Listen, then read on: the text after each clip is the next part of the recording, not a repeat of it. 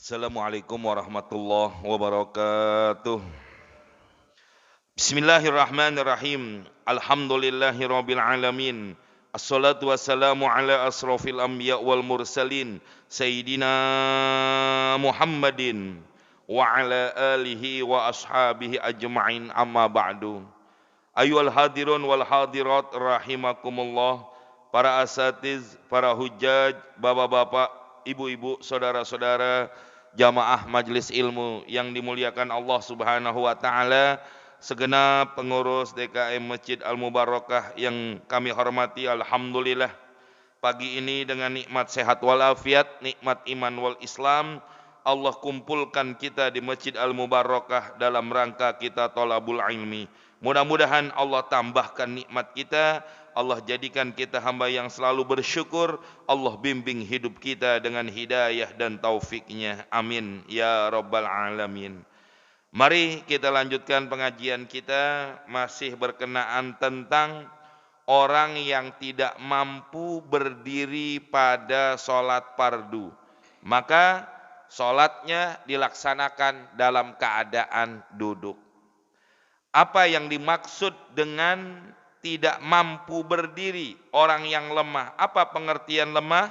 Bismillahirrahmanirrahim. Wa qalal imamu, berkatalah seorang imam, dhabitul adzu, batasan yang dikatakan orang itu al-azzu, lemah, tidak mampu untuk berdiri adalah antul hikahu masyaqqatun, yaitu orang tersebut mendapatkan masyaqqah, kesulitan, keberatan, sehingga dengan sebab kesulitan keberatan di dalam berdirinya tazhabu khusyu'uhu, akan hilang daripada kekhusyuannya. Kenapa? Karena dia memikirkan tentang sulit, payah, capek, berat untuk sholat dalam keadaan berdiri. Jadi khusyuknya nggak dapat, khusyuknya susah, khusyuknya hilang.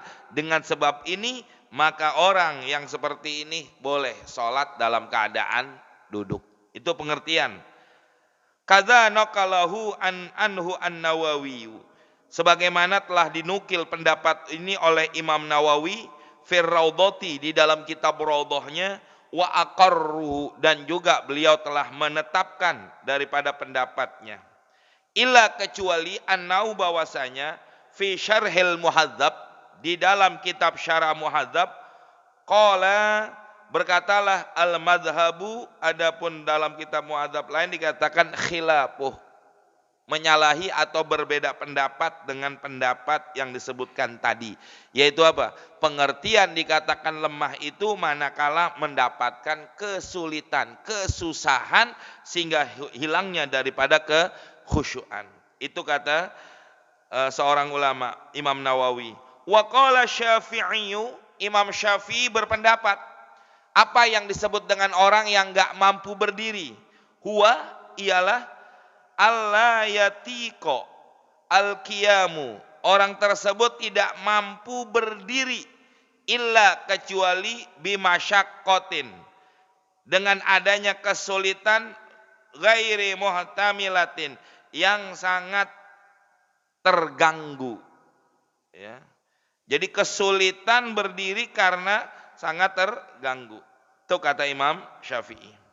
Qala Ibnu Rif'ah, Imam Ibnu Rif'ah mengatakan yang dimaksud dengan tidak mampu berdiri ialah masyaqqatun gholizatun, masyaqqah, keberatan, kesusahan, gholizatun, yang sangat berat.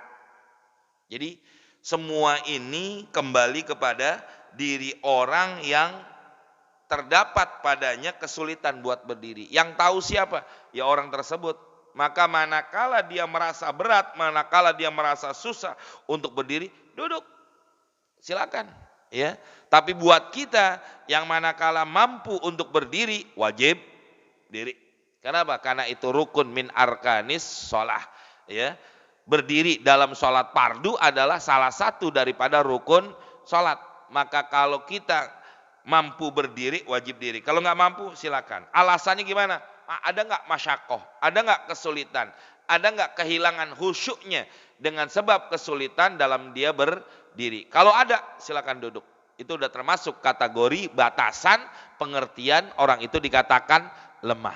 Kembali demikian. Wa'lam dan ketahuilah annahu bahwasanya la yata'ayyanu, tidaklah ditentukan, ditakyin. Tidaklah ditentukan liqu'udihi hayatun, untuk sholat orang yang duduk hayatun, keadaannya bagaimana. Jadi nggak ada ketentuan bahwa kalau orang nggak mampu diri harus duduknya duduk iftiros. Nggak ada ketentuan begitu. Cuma abdoliyat. Artinya abdoliyat apa? Keabdolan, kebaikan. Yang lebih baik mana? Antara duduk iftiros, duduk murabba', duduk apa namanya? Sila, atau duduk bagaimana? La yata'ayyanu, tidak ada ketentuan khusus bagaimana cara duduk buat orang yang sholat dalam keadaan duduk. Hayahnya, keadaannya tidak ditentukan. Cuma afdoliyat. Beda dengan begini jamaah, kalau ditentuin orang nggak mampu diri harus tertibnya apa? Duduk iftiros. Habis nggak mampu duduk iftiros harus duduk apa namanya? Duduk sila. Nggak mampu duduk sila baru duduk di atas bangku. Itu namanya ada urutannya. Ini nggak ada urutannya. Orang mampu duduk iftiros, boleh nggak duduk di atas bangku? Boleh, silakan. Iya. Orang mampu duduk iftiros, tapi dia mau duduk apa namanya tadi? Sila kayak begini. Boleh apa enggak? Silakan, nggak ada ketentuan. Cuma abdoliyat. Sebaiknya, sebagusnya kalau dia duduk dalam keadaan iftiros dulu, baru duduk yang lainnya. Itu masalah abdoliyat. Tapi masalah ketentuan pastinya tidak ada. Fakaifa qa'ada jaza. Gimana aja dia duduk, silakan. Ya. Jadi nggak ada ketentuan-ketentuan khusus buat orang yang sholat dalam keadaan duduk, duduknya seperti apa. Nggak ada. Mau bagaimana. Wafil afdoli, tapi menurut pendapat yang paling afdol, duduk yang paling afdol, kaulani. Ada dua pendapat. As-sahhu huma, yang paling soheh dari dua duduk yang paling afdol itu apa? Al-iftirashu. Duduk tahiyat awal. Itu yang disebutnya. Itu bukan urutan tapi afdoliyat. Bagusnya kayak gimana? Begitu. Ya. Kenapa demikian? Kok duduk iftiras paling afdol dibandingkan duduk-duduk yang lainnya? Li'annahu, karena sesungguhnya duduk iftiras aqrabu ilal qiyam, dekat untuk melaksanakan daripada berdiri. Artinya lebih gampang, lebih mudah untuk dia berdiri. Ada juga yang mengatakan duduk iftiras itu lebih mudah buat dia melakukan sujud ataupun yang lainnya. Tapi kalau orang duduknya duduk apa namanya sila begitu kan susah. Mau dia sujud sulit melakukan untuk sujud. Tapi kalau kayak duduk iftiras, kayak kita duduk tahiyat awal atau kayak seperti kita duduk pada waktu duduk di antara dua ruku, lebih gampang buat sujudnya. Maka itulah disebut afdoliyatnya di situ. Ya. Wali anna tarabbu'a, karena sesungguhnya duduk sila, tarabbu namanya. Ya, duduk sila ini namanya tarabbu. Nau'un tarfa'uhu. Ya, satu bagian daripada ya yang duduk paling tarofu, yang paling enak. Duduk yang paling nyantai, duduk yang paling apa kalau orang bilang? PW apa namanya? Ya. Duduk yang udah paling nyaman, duduk apa? Tarobu. Duduk apa? Duduk sila kayak begini. Maka inilah yang dikatakan kenapa duduk iftiras itu lebih afdol dibandingkan duduk-duduk yang lainnya, karena itu alasannya. Orang duduk nyantai ya kayak begitu. Coba kalau orang duduk iftiras nggak kuat kelamaan, apalagi orang gemuk. Semutan. Ya, dengkul semutan, kaki semutan. Tapi kalau duduk tarobu begini, duduk sila, ini yang paling afdol. Maka lebih afdol, lebih enak dimilih nyantai keadaannya. Maka ini alasannya. Wasani yang kedua dari dua macam duduk yang paling afdol, yang pertama al-iftiras, wasani yang kedua apa? At-tarabu. Duduk sila. Afdol, lebih baik. Alasannya liyatamayyaza qu'udul badli an qu'udil asli. Ada yang mengatakan antara duduk iftiros dengan duduk sila lebih afdol duduk tarobu, duduk sila dibandingkan duduk iftiros. Jadi berbeda pendapat nih ulama. Alasannya apa? Liyatamayyaza, untuk membedakan qu'udul badal, duduk pengganti, an qu'udil asli, dengan duduk yang asli, yang asalnya. Duduk asalnya sholat apa? Iftiros. Supaya pengganti dari iftiros ketahuan bahwa dia duduknya bukan duduk asli, bukan dia sholat dalam keadaan berdiri, tapi dia tahu sholatnya dalam keadaan duduk, maka ulama mengatakan duduk tarobu, duduk sila paling afdol. Beda pendapat ulama. Kalau kita mau tahu alasannya apa nih, baca dalam kitab Bidayatul Mujtahid, baru kelihatan dah tuh. Ya. Kalau kita baca alasan-alasan perbedaan, kenapa nih ulama bisa berbeda pendapat? Kan dalilnya atau hadisnya atau Qur'annya atau kenapa terjadi perbedaan pendapat ulama? Bidayatul Mujtahid. Ya, malam Jumat bulanan saya ngajar kitab itu, kalau baru ketahuan, oh, ulama ini memandang hadis ini dari segi ini, ulama ini memandang hadis ini dari segi lainnya. Maka terjadilah perbedaan pendapat kayak begini. Kenapa duduk iftiros ada yang mengatakan lebih afdol? Kenapa duduk tawarruk atau tarobu lebih afdol? Ini alasan-alasan mereka. Dalilnya satu. Ya, mereka mengatakan seperti itu. Artinya jamaah, di sini terjadi perbedaan pendapat buat para ulama yang memang kapasitas ilmu mereka mampu. Tapi kalau orang yang tidak mempunyai kapasitas tentang keilmuan untuk mentafsirkan Quran atau mentafsirkan hadis, haram. Nggak boleh. Ya, nggak sekali-kali. Kenapa? Karena kalau dikatakan orang yang bisa mentafsirkan Al-Quran atau mentafsirkan hadis, itu harus menguasai 15 fan dalam satu ilmu. Nahu sorob, mantik balagoh ma'ani bayan, itu baru satu fan namanya. Ya. Nahu, sorob, mantik, ma'ani, balagoh, bayan, itu baru satu fan. 7 macam ilmu dihitungnya baru satu. Kuasai kita. Nahu sorob aja kita enggak. Apalagi ma'ani, bayan, balagoh, mantik. Makanya ada orang yang mengatakan tidak ada dalam Al-Quran sholat 5 waktu.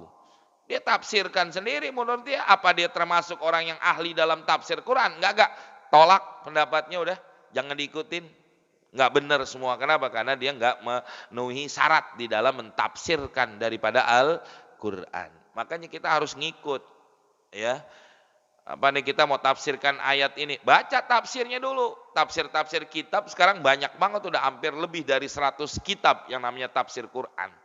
Ya, dari Jalalannya, ya Imam Suyutinya ada, kitab tafsir Ibnu Katsir, Ibnu Bayan, lain sebagainya. Banyak, baca dulu baru kita mentafsirkan daripada ayat-ayat suci Al-Quran. Kayak begini nih ulama nih. Kalau kita mau tahu perbedaannya, kenapa dia mengatakan afdolnya iftiros, kenapa afdolnya tarobu, baca kitab Bidayatul Mujtahid, baru ketahuan nanti alasannya apa di situ. Ya. Titik. Fa in ajiza anil qu'udi, maka apabila orang itu nggak mampu juga sholat dalam keadaan duduk, diri nggak mampu, duduk bagaimanapun kagak mampu juga udah. Mau duduk iftiros kagak mampu, mau duduk tarobuk kagak mampu, mau duduk di atas kagak mampu, sholla muttaji'an, maka sholatlah dalam keadaan bermuttaji. Apa namanya? Sholat dalam keadaan tidur yang miring, menghadap kiblat. Muttaji itu namanya. Orang yang sholatnya dalam keadaan tidurnya dalam keadaan miring, kayak mayit mau dimasukin ke dalam liang lahat. Sholatnya begitu dulu, bukan tidur celentang. Tidurnya miring dulu.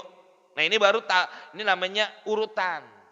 Ya, nggak mampu diri duduk, nggak mampu duduk harus miring dulu. Ya, seperti mayit mau ditaruh di liang lahat, itu urutan. Dia kalau masih mampu duduk dia tidur, bagaimana? Kagak sah sholatnya. Mau duduknya bagaimana terserah. Yang penting kalau dia nggak mampu duduk, muttaji'an dulu. Sholatnya dalam keadaan miring ngadep kiblat, tuh harusnya seperti itu. Lil khabari sabik sebagaimana yang telah diterangkan dalam hadis yang telah lalu. Wa yakunu ala janbihil aiman, dan keadaan orang yang sholatnya miring itu dalam keadaan tiduran miring dari lambung yang ada di sebelah kanan. Alal mazhabil mansus, menurut pendapat mazhab yang telah dinaskan. Jadi gimana? Berarti apa? Palanya di sono, kakinya sebelah. Supaya apa? Supaya bisa ngadep kiblat dalam keadaan dengan lambung sebelah kanan. Kan begitu hadirin. Ya. Bagaimana dia bisa ngadep ke kiblat dengan lambung kanan kalau pala di sono, kaki di sono? Bisa. Ngebelakangin iya, jadi begini. Makanya kenapa ditaruhnya di sini pala, kaki sebelah sini. Nah, tujuannya supaya gampang menghadap daripada kiblatnya waktu dalam keadaan dia miring. Ya. Wa yajibu ayyastak bilal kiblata, dan wajib orang yang sholat dalam keadaan muttoji, dalam keadaan miring, yaitu apa? Menghadap kiblat. Wajib menghadap kiblat. Dengan apa? Muka. Dan juga seluruh bagian badannya. Kayak kita sholat diri, kayak kita sholat duduk. Makanya ini hadirin. Kalau kita perhatikan kayak begini, tetap orang dalam keadaan nggak mampu. Kalau kita sholat diri kan kita memang ngadep kiblat ke sana. Nggak mampu diri, kita duduk, tetap badan kita ngadep kiblat. Nggak mampu duduk juga, tetap utamakan supaya apa? Badan kita bisa ngadep kiblat. Maka tidurnya dalam keadaan apa? Miring, ngadep ke kiblat. Tuh tujuannya itu.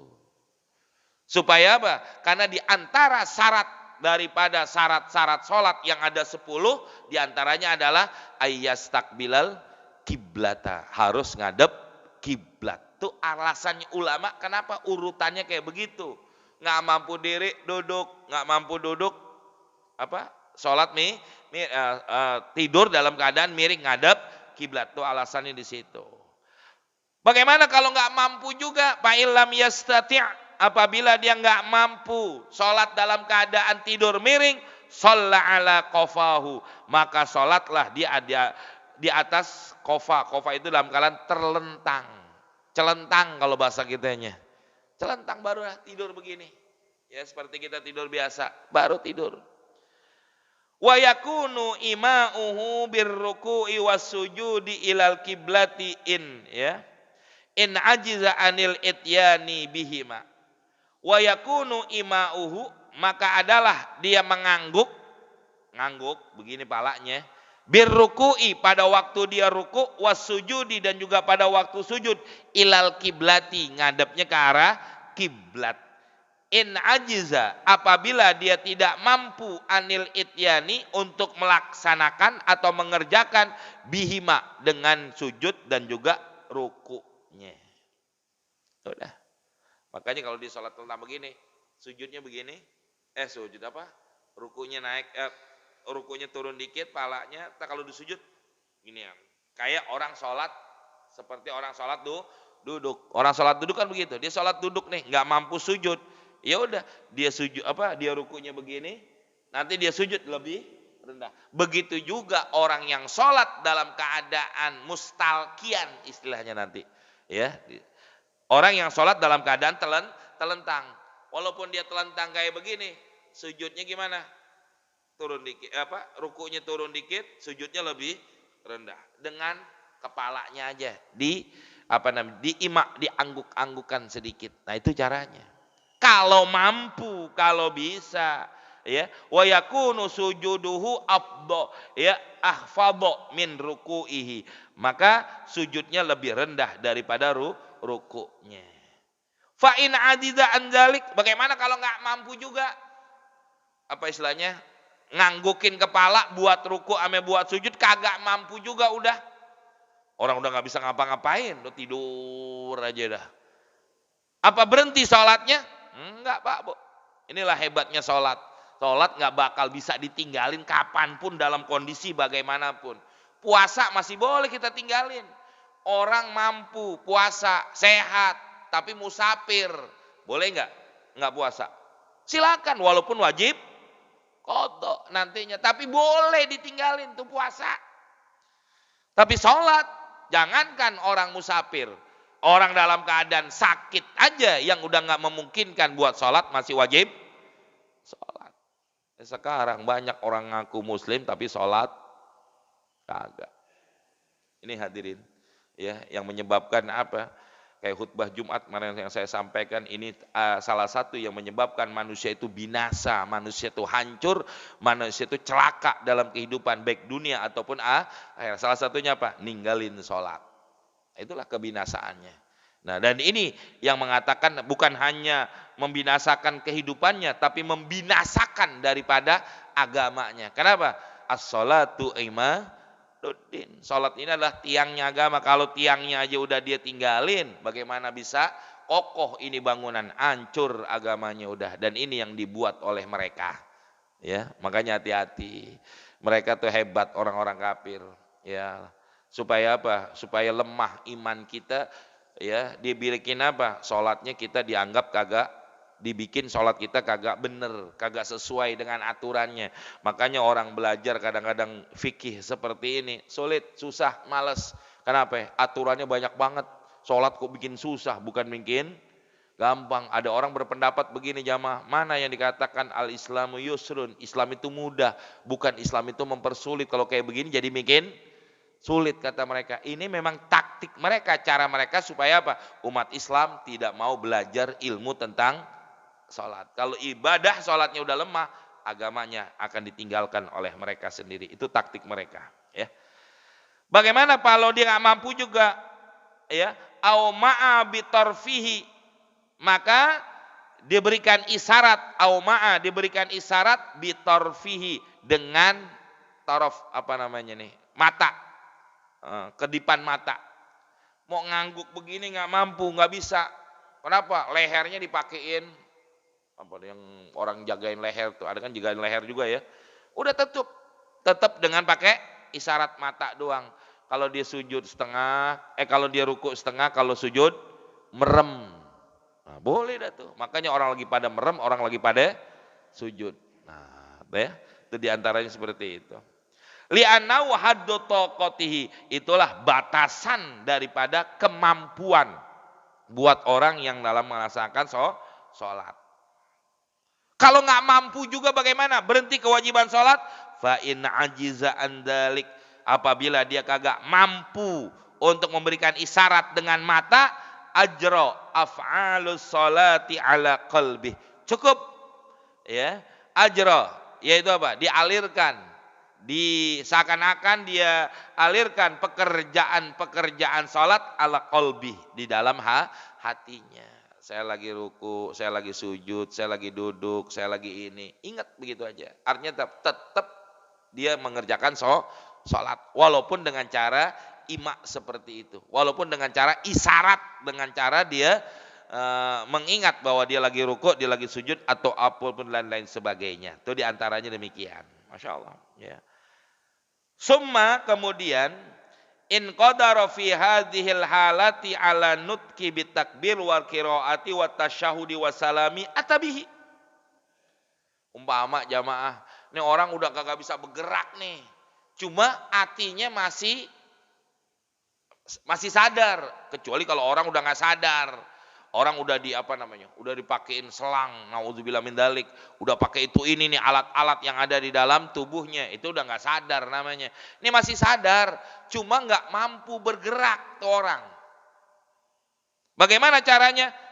Maka dikatakan summa kemudian in qadaro, apabila dia mampu fi hadhil halati, pada waktu keadaan ini, yaitu pada waktu dia cuma bisa ajra af'ali sholat, mengalirkan pekerjaan-pekerjaan sholat dalam hatinya, ala nutki, kalau dia mampu untuk mengucapkan bitakbiri, ngucapin takbir, wal qiraati, masih mampu membaca al-fatihah, wat tasyahudi, baca tasawud, wassalam, dan baca salam, atabihi, kerjain.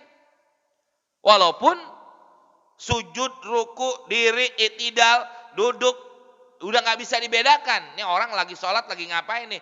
Bisa dibedakannya dengan bacaan-bacaannya. Dia baca Allahu Akbar. Mau angkat tangan kagak mampu. Ya. Mau sedekap juga kagak mampu, ya udah, tapi mampu mulutnya ngucapin takbir, Allahu Akbar, baca takbir. Mampu baca Fatihah, baca Fatihah. Itulah kelebihannya sholat.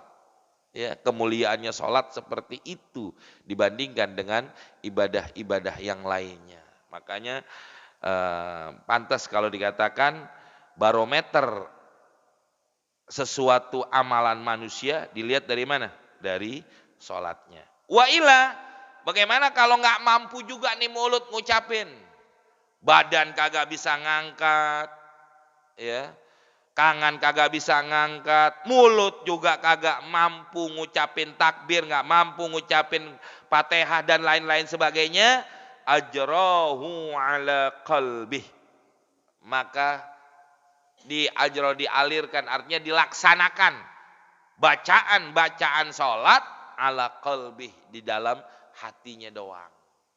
Udah. Kalau bahasa kitanya apa? Cuma ingat doang. Ingat doang buat melaksanakan sholat. Bagaimana hukumnya? Wala yankusu thawabuh, dan tidak berkurang daripada pahala. Kenapa? Karena dia sholat begitu karena ketidakmampuan. Dia sholatnya dalam keadaan tidur begitu karena tidak mampu berdiri. Dia sholatnya dalam keadaan tidak baca kenceng. Kenapa? Karena memang mulutnya nggak sanggup baca. Maka dibacanya cuma dalam hati doang. Pahalanya sama. Beda kalau begini jamaah. Orang sholat sunnah mampu diri tapi dia duduk. Nah itu baru mengurangi pahala.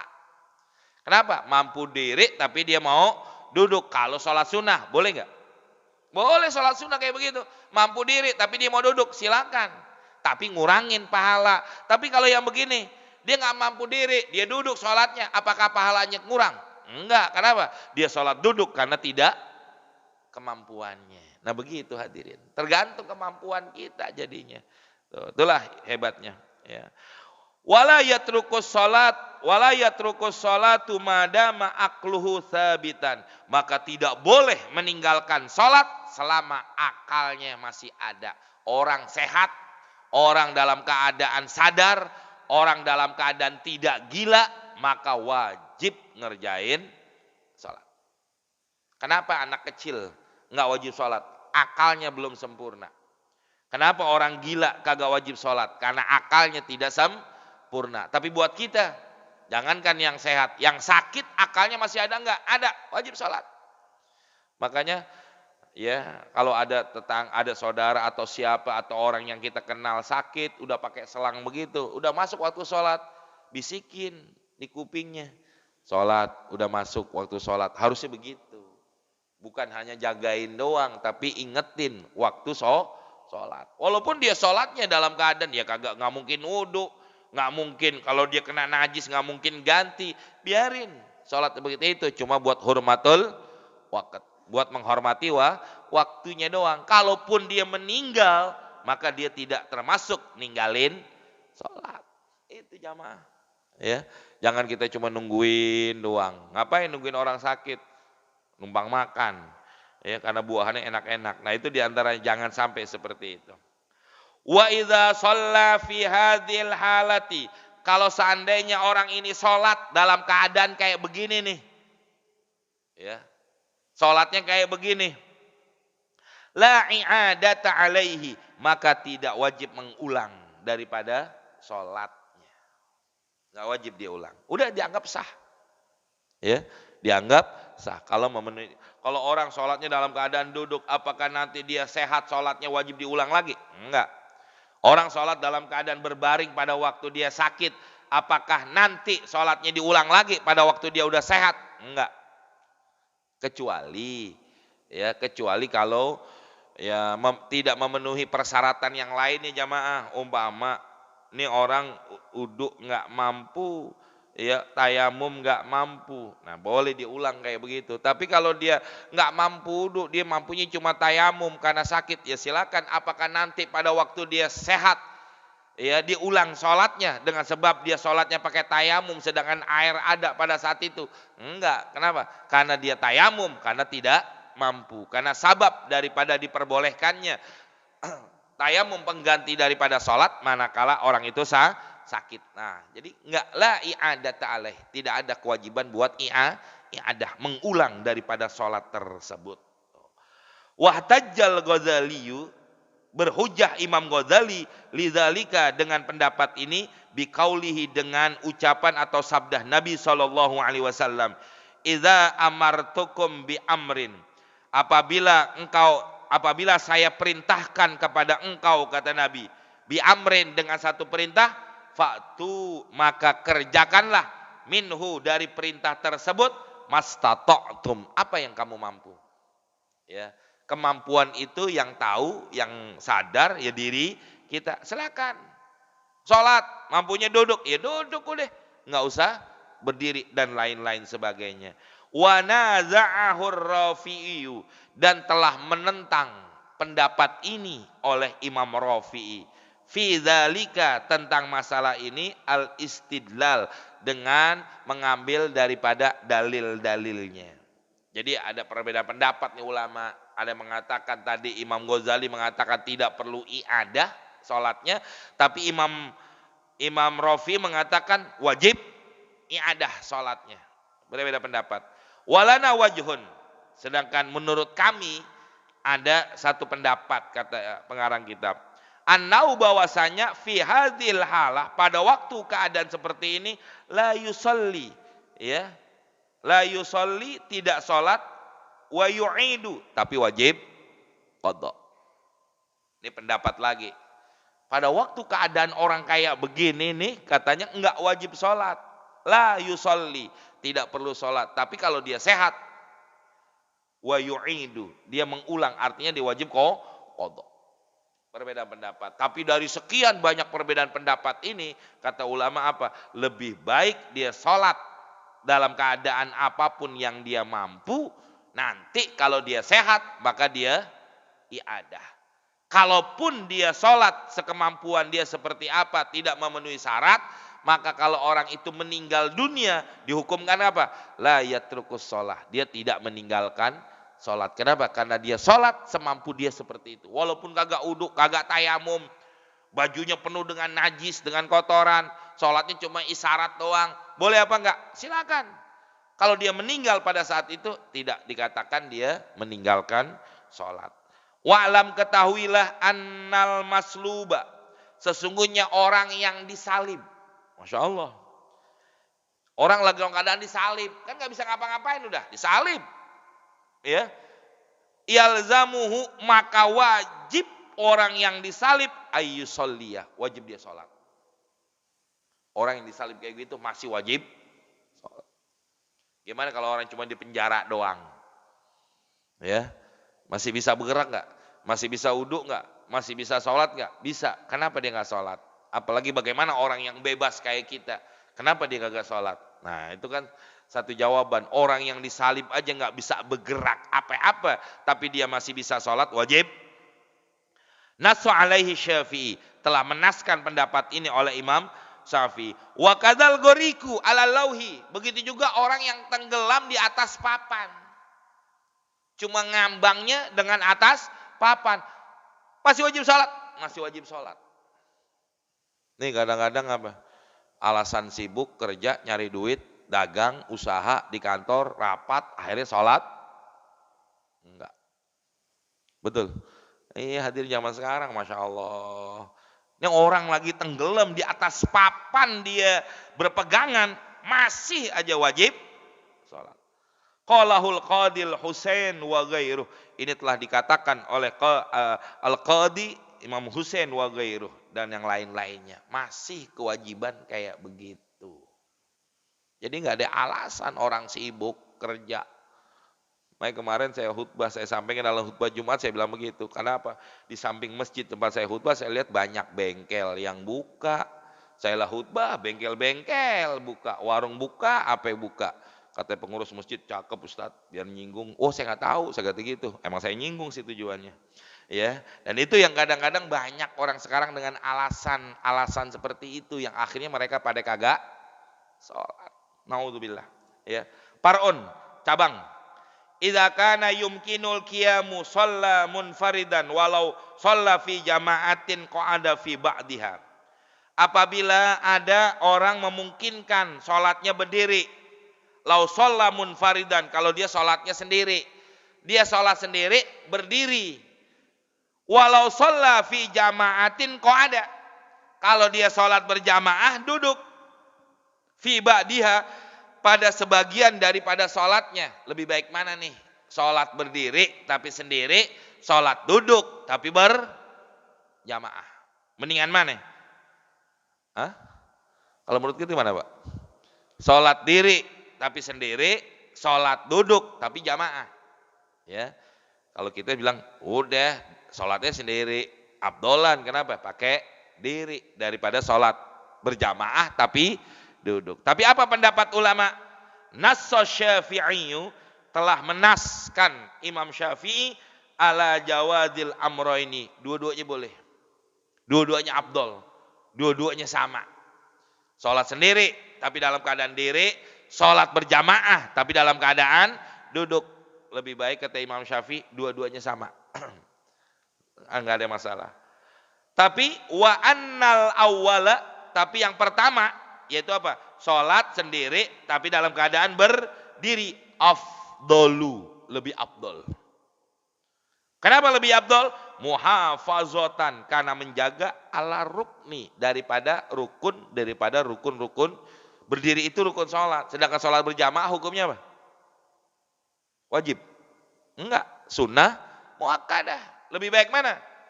Setahu pendapat ulama mengatakan lebih baik dia sholat sendiri tapi berdiri daripada sholat berjamaah tapi duduk.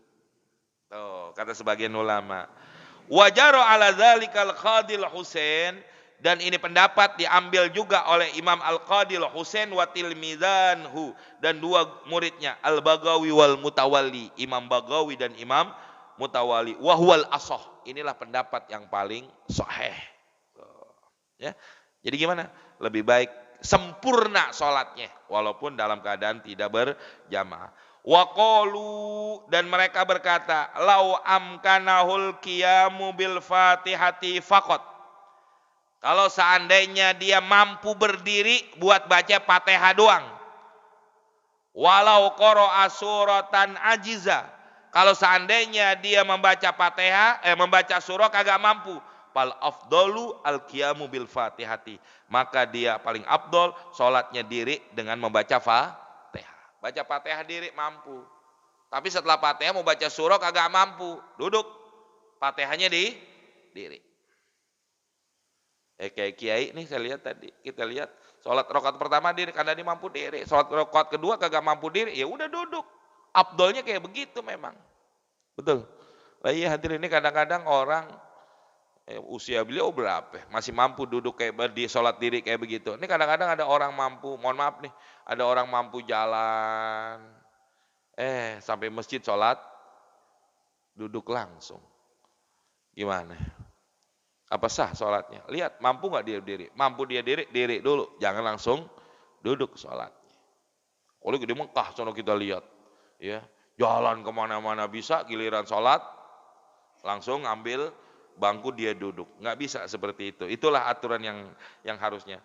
Fal afdalu al qiyamu bil Fatihati. Wa qala Syekh Abu Hamid, berkata Syekh Abu Hamid, as-salatu fil jamaati afdal. Ada lagi pendapat yang kedua, salat berjamaah lebih afdal daripada salat sendiri tapi di diri. Jadi berbeda pendapat. Dilihat dari mana perbedaan pendapatnya, itu kata ulama. Wallahu a'lam bishawab. Faslun fi sujudi sahwi. Nanti pasal berikutnya tentang sujud sahwi, ya. Bagaimana cara-cara seperti itu? Wallahu a'lam. Cukup ya? Ada mau ditanyakan? Silakan. Ya. Waalaikumsalam.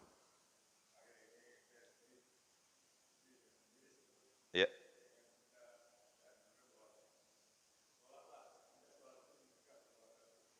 Betul.